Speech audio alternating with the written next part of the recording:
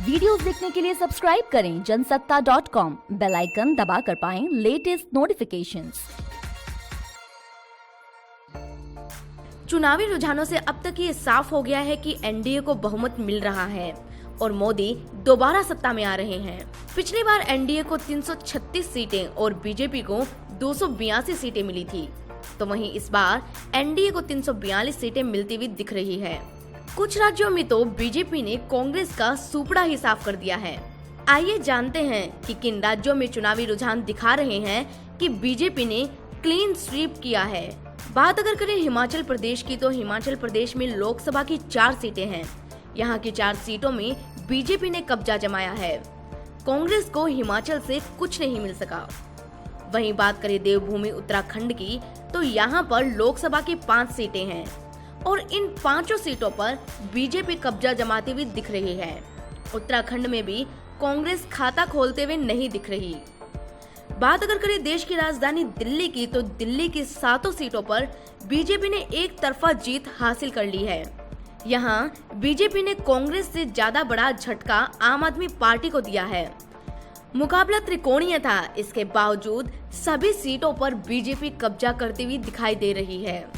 बात अगर करें मध्य प्रदेश की, तो विधानसभा चुनाव में 2018 में हारने के बाद बीजेपी ने लोकसभा में एक बार फिर वापसी की है। यहाँ की 29 में से 28 सीटें बीजेपी जीतती हुई दिख रही है। सिर्फ एक सीट पर कमलनाथ के बेटे यानी कि कांग्रेस प्रत्याशी नकुल नाथ को जीत मिल सकती है।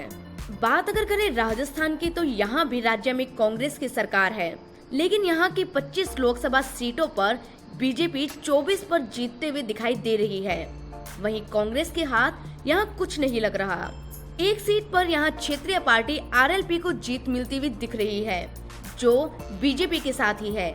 यानी आप कह सकते हैं कि यहाँ भी सारी सीटें एनडीए ने अपनी झोली में डाल ली है। मोदी के गढ़ गुजरात में बीजेपी ने 2014 की तरह ही एक बार फिर कांग्रेस का सुपड़ा साफ कर दिया है। गुजरात की कुल 26 सीटें कमल के खाते में जाती हुई दिख रही है और यहाँ हाथ के हाथ आता कुछ नहीं दिख रहा।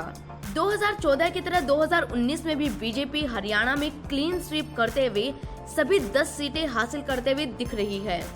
शुरू में यहाँ से कांग्रेस के पूर्व सीएम भूपेंद्र सिंह हुड्डा आगे नजर आए थे, लेकिन वे भी ज्यादा देर तक टिक नहीं पाए।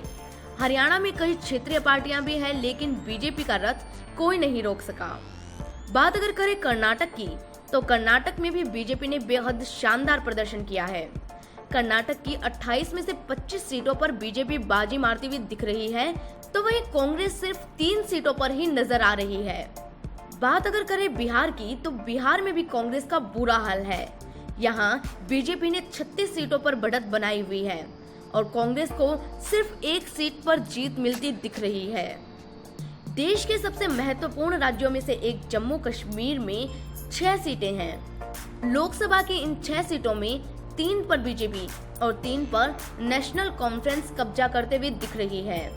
यहाँ से कांग्रेस और पीडीपी दोनों का ही सफाया होता हुआ लग रहा है।